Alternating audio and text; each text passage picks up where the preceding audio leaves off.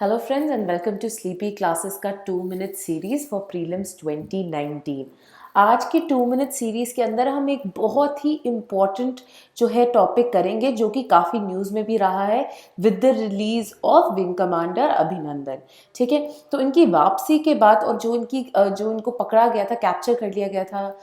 पाकिस्तान में, ठीक है, तो उसके सराउंडिंग जितनी भी चीज़ें थी वो काफ़ी ज़्यादा इम्पॉर्टेंट हो गई थी। ठीक है, और यही एक जो इम्पॉर्टेंट चीज़ जो उभर के आई थी was the concept of prisoner of war. ठीक है, ये POW होता क्या है और इनकी सुरक्षा के लिए, इनकी प्रोटेक्शन के लिए कि इनका टॉर्चर ना हो, राइट, उसके कंसर्निंग क्या रूल्स हैं। ठीक है, तो इसी की चर्चा करते हुए हम आगे बढ़ते हैं और बात करते हैं उन रूल्स की जो कि बने हैं for the protection of prisoners of war. ठीक है, और जिनमें से सबसे इंपॉर्टेंट जो वेरियस जेनेवा कन्वेंशन और जेनेवा कन्वेंशंस हैं, ठीक है, उनकी बात करेंगे। ठीक है, चलिए अब अगर रूल्स की बात की जाए, ठीक है, तो पहली बार जो प्रिजनर्स ऑफ वॉर को लेके जो रूल्स बनाए गए उनकी सुरक्षा के लिए, उनकी प्रोटेक्शन के लिए, वो दिए गए थे 1929 की जेनेवा कन्वेंशन में। ठीक है, अब ये आपको याद रखना है कि अब ये जो जेनेवा कन्वेंशन है, ठीक, इसके रिगार्डिंग जितने भी रूल्स आए, जितने भी इंपॉर्टेंट चीजें उभर के आई, उनके थ्रू जो है जो वर्ल्ड वॉर 2 थी उनके प्रिजनर्स को काफी कुछ जो है कुछ प्रोटेक्शन मिली वाया दिस कन्वेंशन। इस कन्वेंशन के दौरान जो है के कारण जो है वर्ल्ड वॉर 2 के दौरान जो कैप्चर हो रहे थे प्रिजनर्स, उनको कुछ प्रोटेक्शन, कुछ बेयर मिनिमम रूल्स जो उनको प्रोटेक्ट कर सकते थे वो मिले। राइट, तो 1929 में ये बनी थी। 1939 से 45 तक जो है आपकी वर्ल्ड वॉर 2 चलती है। ठीक है, और यहाँ पे जो भी कैप्चर हो रहे हैं, प्रिजनर्स ऑफ वॉर बन रहे हैं, उनको ये जो कन्वेंशन है वो गवर्न कर रही है। हाउएवर 1949 में कॉन्फ्रेंस होती है और तब रियलाइज होता है दैट मे बी ये जो प्रोटेक्शन जो कि 1929 की कन्वेंशन दे रही है वाजंट प्रोबेबली इनफ, और इसीलिए इनको रिफाइन किया जाता है इन द थर्ड। 1949 में ना एक कॉन्फ्रेंस होगी और उसके अंदर 4 कन्वेंशंस आएंगी। इन 4 कन्वेंशंस में से जो थर्ड कन्वेंशन है ये भी जेनेवा कन्वेंशन है। तो जो 1949 में जो कन्वेंशन होती है उसकी जो थर्ड जेनेवा कन्वेंशन है उसके अंदर रिफाइन किए गए ये 1929 के रूल्स, और वर्ल्ड वॉर 2 से जो भी सीखा था उन सब चीजों को इनके अंदर जो है इनकॉर्पोरेट किया गया। 1977 में जाके अगेन एक रिविजन होती है एंड इनफैक्ट 2 प्रोटोकॉल्स जो है वो ऐड कर दिए जाते हैं, additional protocol 1 and additional protocol 2।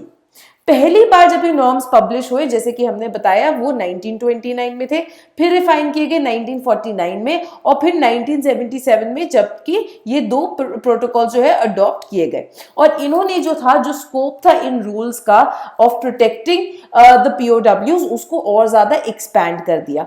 In 2 protocols के बाद एक और थर्ड प्रोटोकॉल जो थी उसको अग्री किया गया, और ये प्रोटोकॉल वाज अग्रीड अपॉन इन 2005। और इस प्रोटोकॉल के अंदर एक और बहुत इंपॉर्टेंट चीज हुई, उन्होंने एक एडिशनल एम्ब्लेम जो है,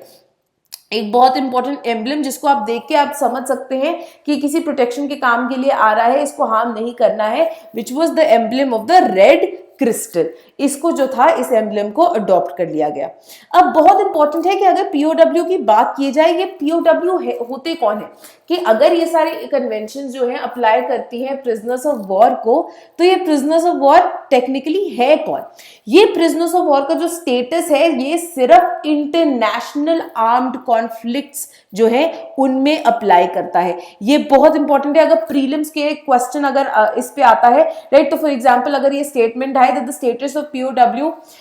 prisoner of war only applies in international armed conflict, is this statement correct or not, right? तो आपको पता होना चाहिए कि ये जो स्टेटमेंट है करेक्ट है, सिर्फ इंटरनेशनल आर्म कॉन्फ्लिक्ट के टाइम पे जो है ये टर्म यूज किया जाता है। और ये जो POWs है ये usually members of armed forces होते हैं, वेदर ऑफ वन पार्टी और दी अदर। तो जो 2 पार्टीज भिड़ रही हैं उन आर्मीज के जो है ये मेंबर्स होते हैं, और जब ये जो अपोजिंग आर्मी है उनके गिरफ्त में आ जाते हैं, उनके हैंड्स में आ जाते हैं, उनसे कैप्चर हो जाते हैं, तब ये प्रिजनर्स ऑफ वॉर कहलाते हैं। जो थर्ड 1949 की जो कन्वेंशन थी उन्होंने क्लासिफाई किया था बाकी कैटेगरीज ऑफ पर्संस को भी, जिनके पास जो है right to prisoners of war status हो सकता है, या फिर who may be treated as prisoner of war, ठीक है, जिनको ऐसे ये जो राइट्स जो प्रिजनर्स ऑफ वॉर को दिए जाते हैं उनको भी वो राइट्स जो है मिल सकते हैं। अब ये 4 जेनेवा कन्वेंशंस क्या है? पहली कन्वेंशन कहती है कि ये प्रोटेक्ट करता है वुंडेड और इनफर्म सोल्जर्स को और इंश्योर करता है ह्यूमेन ट्रीटमेंट बिना किसी डिस्क्रिमिनेशन के on the basis of race, colour, sex, religion, faith, birth और वेल्थ। जो सेकंड कन्वेंशन है ये बेसिकली प्रोटेक्शन एक्सटेंड करती है जो फर्स्ट कन्वेंशन की थी उन्हीं को जो शिपरेक हो जाते हैं सोल्जर्स, राइट, जो फॉर एग्जांपल नेवी का जो हिस्सा है ना, जो नेवल फोर्सेस है, ये उनके लिए तो जो शिपरेक हो गई किसी राइट,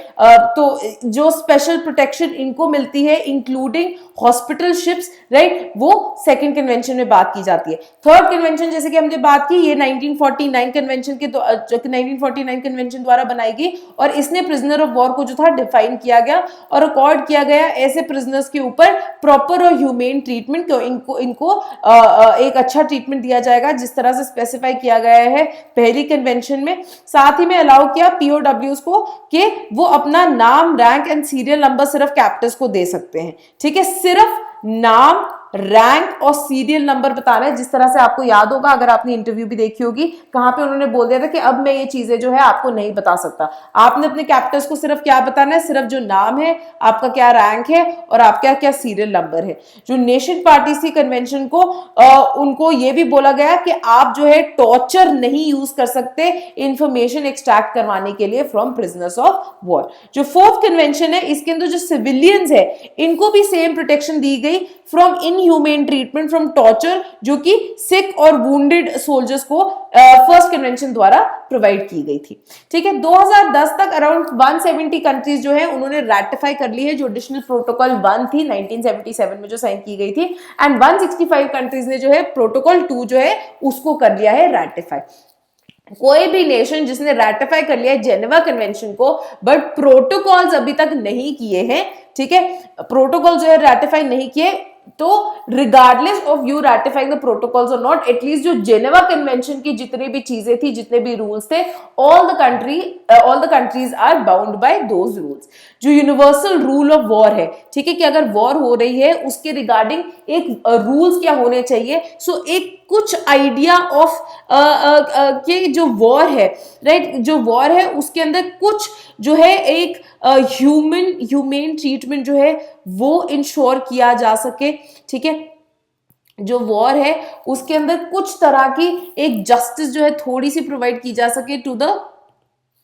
जो आपके कैप्चर्ड प्रिजनर्स हैं, राइट, उसके लिए जो है ये चीज बनाई गई कि ये यूनिवर्सल रूल ऑफ लॉ हो, राइट, जिसके दौरान जो है कुछ सेंस ऑफ रूल्स जो है प्रोवाइड किए जा सके। फॉर एग्जांपल महाभारत भी अगर आप पढ़ते हैं आप उसमें देखते हैं कि कैसे उसके अंदर भी कुछ सेंस ऑफ रूल्स थे ताकि वॉर के अंदर जो है you don't take undue advantage of things, right. For example sundown के बाद नहीं की जाएगी, सो ऑन सो फोर्थ, ठीक है। ये कौन से 4 रूल्स है कि आप केयर करेंगे फॉर द वुंडेड, सिक, शिपरेक्ट, ठीक है, रिगार्डलेस कि वो फ्रेंड्स हैं या एनिमीज है, ह्यूमेन ट्रीटमेंट करेंगे आप प्रिजनर्स का, प्रोटेक्ट करेंगे सिविलियंस की जो लाइव्स है एंड प्रॉपर्टीज को भी, राइट। साथ ही में कुछ जो एम्बलम्स है, for example red cross, red crescent and red crystal, इनके तरफ आप रिस्पेक्ट दिखाएंगे। आप सिर्फ जो मिलिट्री टारगेट्स है उनको अटैक करेंगे, लिमिट करेंगे यूज ऑफ फोर्स को, कोई भी फिजिकल और मॉरल कोर्शन एक्सरसाइज नहीं की जाएगी अगेंस्ट प्रोटेक्टेड पर्संस, ठीक है, किसी भी तरह की इंफॉर्मेशन एक्सट्रैक्ट करने के लिए उनसे या किसी थर्ड पार्टी से। थर्ड जो कन्वेंशन है वो बहुत क्लियर है डिटेनिंग पावर्स के लिए, जब वो कहती है कि जो डिटेनिंग पावर है वो प्रोसिक्यूट कर सकती है इन प्रिजनर्स ऑफ वॉर को, किसके लिए, पॉसिबल वॉर क्राइम्स के लिए, कि जो उन्होंने अगर वॉर क्राइम्स किए, फॉर एग्जांपल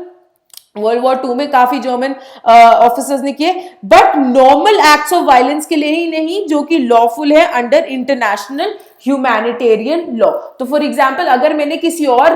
कोई और आर्मी का जो मेंबर था, कोई और सोल्जर था, उसको मैंने शूट कर दिया, तो आप मेरे को उसके लिए नहीं प्रोसिक्यूट कर सकते because that is the rule of war, ठीक है, someone has to kill someone, right. तो अगर कोई वॉर क्राइम्स हो रहा है उसके लिए you can prosecute them but not otherwise. जो प्रिजनर्स ऑफ वॉर है उनको ह्यूमनली ट्रीट करना है इन ऑल सर्कमस्टांसेस, ठीक है, उनको एक्ट ऑफ वायलेंस और इंटिमिडेशन, इंसल्ट्स, पब्लिक क्यूरियोसिटी, इन सब से बचा के रखना है। साथ ही में जो इंटरनेशनल ह्यूमैनिटेरियन लॉ है उसने डिफाइन किया है कुछ मिनिमम कंडीशंस और डिटेंशन को, कि आपने प्रोवाइड करना है उनको ढंग की accommodation, food, clothing, hygiene, medical care. जो फोर्थ आपकी 1949 की कन्वेंशन और एडिशनल प्रोटोकॉल 1 है, वो एक्सटेंसिव प्रोटेक्शन प्रोवाइड करती है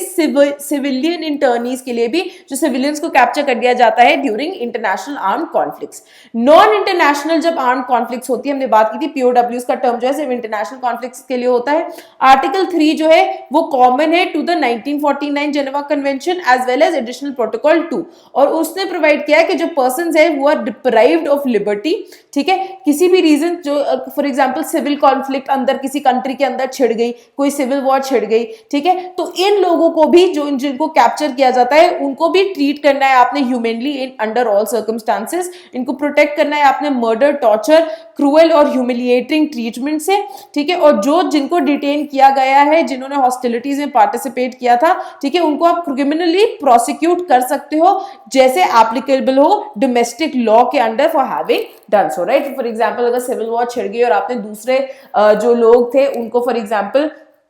से एंटी नेशनलिज्म को लेके कोई लॉ है या किसी भी ऐसी चीज को लेके आप उनको प्रोसिक्यूट कर सकते हो एज लॉन्ग एज कि आपकी डोमेस्टिक लॉ के अंदर वो एक प्रोविजन है, right. So this was all about the Geneva convention and जो भी राइट्स है for the prisoners of war, ठीक है। पढ़ते रहिए, प्रिपेयर करते रहिए, right. Thank you and see you in the next lecture.